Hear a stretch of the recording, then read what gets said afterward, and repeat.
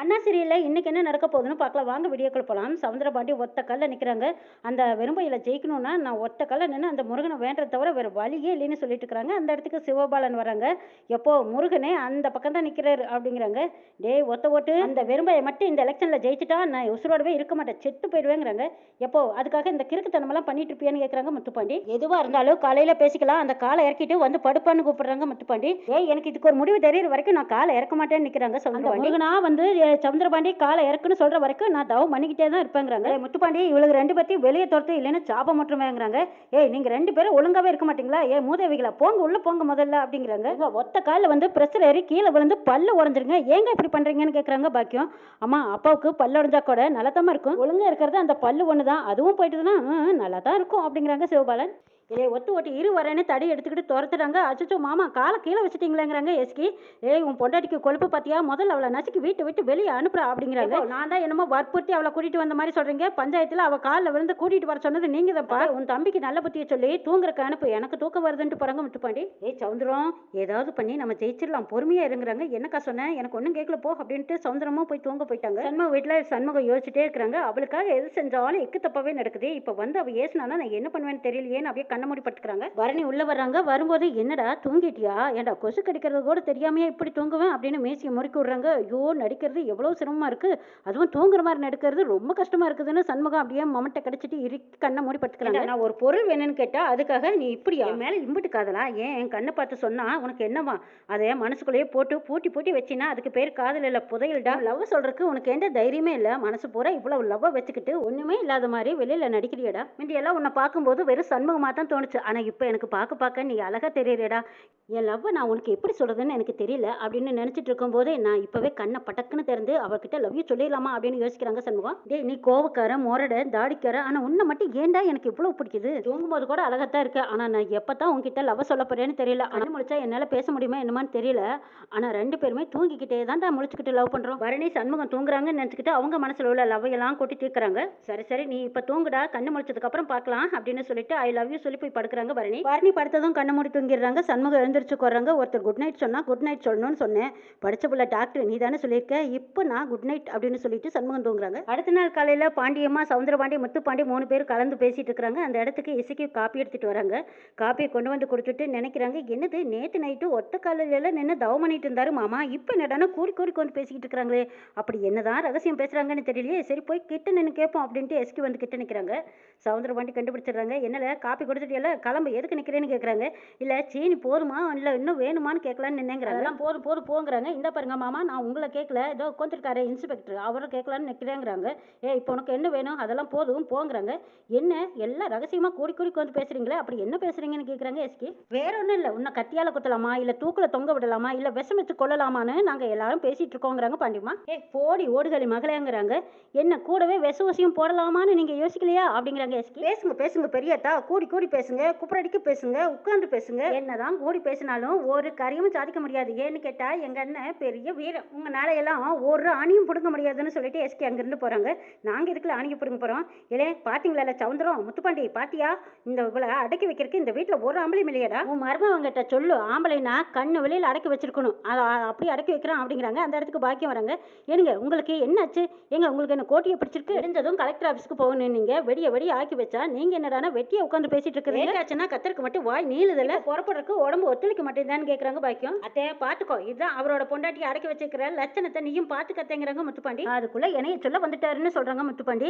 எங்க இப்ப ஆக்கி வச்சிருக்கிறத சாப்பிட வரீங்களா இல்லையான்னு கூப்பிடுறாங்க பாக்கியம். ஏய் நீ ஆக்கி வச்சிருக்கிறத கொண்டு நாய்க்கு போடுங்கிறாங்க சவுந்தரபாண்டி. ஆக்குனதை நாய்க்கு போட்டுறேன், அப்புறமா வாழ்னு கத்துவீங்கல்ல அப்ப வச்சுக்கிற இருங்கன்னு சொல்லிட்டு போறாங்க பாக்கியம். இல்லை முத்துப்பாண்டி அம்பட்டு இந்த வெறும்பையை சண்முகம் கொடுக்குற தைரியம்ல இந்த எலெக்ஷன் மட்டும் வாழ்வா சாவான்னு போராடுற விஷயம், எப்படியாவது இந்த எலெக்ஷன்ல ஜெயிக்கணும், அந்த வெறும்பையை நம்மளை எதிர்த்து நிக்கவே கூடாது, அதுக்காக நம்ம என்னெல்லாம் செய்யணுமோ அதெல்லாம் செய்யலாங்கிறாங்க பாண்டிமா. அக்கா கொஞ்சம் இரு, இவன் மேல கோவப்பட்டு அதுக்கு என்ன ஆப்போகுது, பிளான வெறும்ப எனக்கு எதிராக போடு, அவன் ஏதாவது ஒரு இடத்துல சிக்குவான்ல நெவருக்கு இல்லாம அவனை பிடிச்சி உள்ள போடலாங்கிறாங்க சுந்தரபாண்டி. அந்த நேரம் சனியனுக்கு ஒரு போன் வருது. இல்லை சனியா என்னல இளவு பட்டுங்கிறாங்க. ஐயா என் பொஞ்சாது தான் கூப்பிட்டுருக்கா, இருங்க நான் பேசிக்கிறேன் அப்படின்னு சொல்லிட்டு, என்ன பஞ்சம் வரணும் இந்த நேரத்துக்கு கூப்பிட்டுருக்கிறியா, நான் முக்கியமான வேலையா இருக்கிறதுனால இப்ப கூப்பிடலாமா நீங்கிறாங்க. எங்க 2 நாளா தண்ணி வரல, அந்த சண்முக பயல்கிட்ட நீங்க போய் சொன்னீங்களா இல்லையான்னு கேட்கறாங்க. ஆமா நான் போய் சொன்னதும் அவன் உனக்கு தண்ணியை திறந்து விட்டுட்டு தான் வேற வேலை பார்ப்பான் பாரு, நான் அவனை நேரா பார்த்து சொல்லிக்கிறேன். நீ முதல்ல ஃபோனை வையின்னு சனியன் ஃபோனை கட் பண்றாங்க. ஐயா மன்னிச்சிடுங்க ஐயா, அவ பிரச்சனை அவளுக்குன்னு சொல்றாங்க சனியன். ஏய் என்ன சொன்னேன், உன் வீட்டுல இப்ப 2 நாளா தண்ணி வரலையாங்கிறாங்க. அருமையான ஐடியா கிடைச்சிருச்சுங்கிறாங்க சவுந்தரபாண்டி. ஊருக்குள்ள தண்ணி திறந்து விடுறதாரு அந்த வீராசாமி தானே. நீங்க 2 பேருமா சேர்ந்து அவனை மடக்குங்களேன்.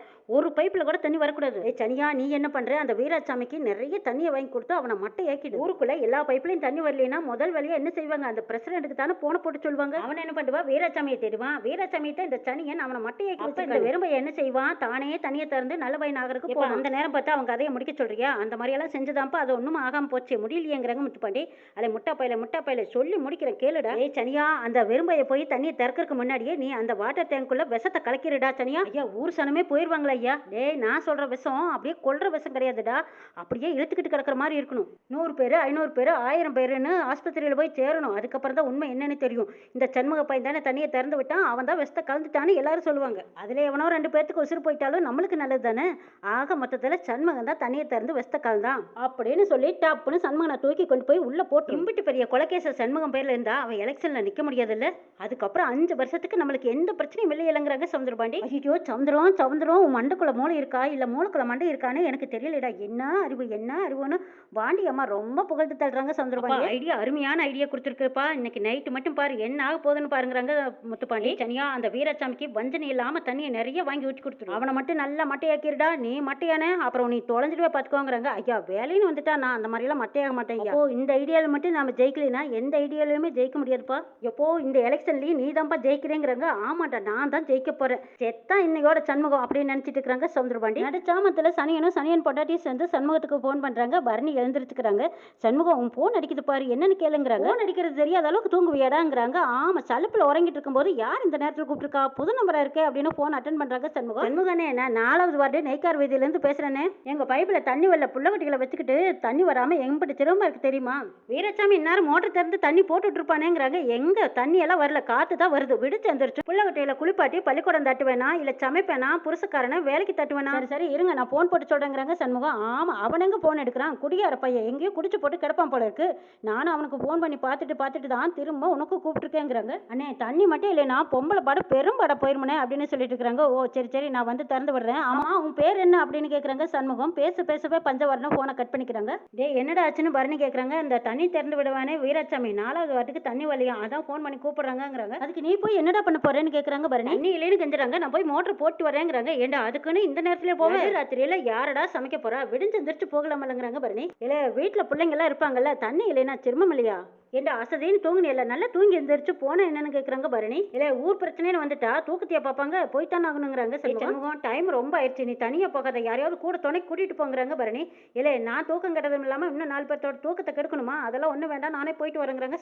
எனக்கு என்னமோ மனசு ஒரு மாதிரியா இருக்கு, நான் வேணா உன் கூட வரட்டுமாங்கிறாங்க. ஏலே நீ எனக்கு துணைக்கு வரியா, நீ பேசாம படுத்து தூங்கல. இல்லடா எனக்கு என்னமோ மனசு ஒரு மாதிரியாவே இருக்கு, ஆள் நடமாட்டம் இருக்கும்போது 5 மணிக்கு போலாம்ங்கிறாங்க. இல்ல பரணி எனக்கெல்லாம் எந்த பயம் கிடையாது, புளியும் கிடையாது, பூதம் கிடையாது, பேயும் கிடையாது. எனக்கு எங்க அப்பா முருகன் துணை இருப்பான், நான் போயிட்டு வரேன்ட்டு போறாங்க. ஏய் சொன்னா கேளுடா, இன்னைக்கு மட்டும் வேண்டாடா, நீ போக வேண்டாம், காலையில போய்க்கலாங்கிறாங்க பரணி. இல்ல கொட்டிக்கறி இப்ப வழி விட போறியா இல்லையா, பேசுனதே பேசிட்டு இருக்கிறிய நகரலங்கிறாங்க. டே என்ன காரணம்னே தெரியலடா, எனக்கு மனசு ஒரு மாதிரியாவே இருக்குங்கிறாங்க பரணி. அறிவை விட மனசு கரெக்டா சொல்லுமடா, எனக்காக இன்னொரு 3 மணி நேரம் கழிச்சு போவேடா, எனக்காக உன் பரணிக்காக இன்னொரு 3 மணி நேரம் கழிச்சு போடா ப்ளீஸ் அப்படிங்கிறாங்க பரணி. ஏய் உன் சண்முகத்துக்காக இப்ப வழிய விடல, பேசிட்டே இருந்தா நேரம் தான் ஆகுது, இந்நேரம் நான் போய் மோட்டரே போட்டு வந்திருப்பேன், வழிய விட அப்படின்னு சொல்லி தள்ளிட்டு போறாங்க. சண்முகத்துக்கு பின்னாடியே பரணி வர்றாங்க. சண்முகம் போய் வண்டி எடுக்கிறாங்க. ஏலே பரணி எனக்கு ஒன்றும் ஆகாது, நீ போய் படுவோம் அப்படிங்கிறாங்க. சரிடா பார்த்து பத்திரமா போயிட்டு வான்னு சொல்லி அனுப்புறாங்க பரணி. சண்முகத்துக்கு எவ்வளோ பெரிய பிரச்சனை காத்திருக்குங்கிறது விடிய கால தானே தெரிய போகுது. என்ன நடக்க போகுதுங்கிறதையும் எபிசோட்ல பார்க்கலாம்.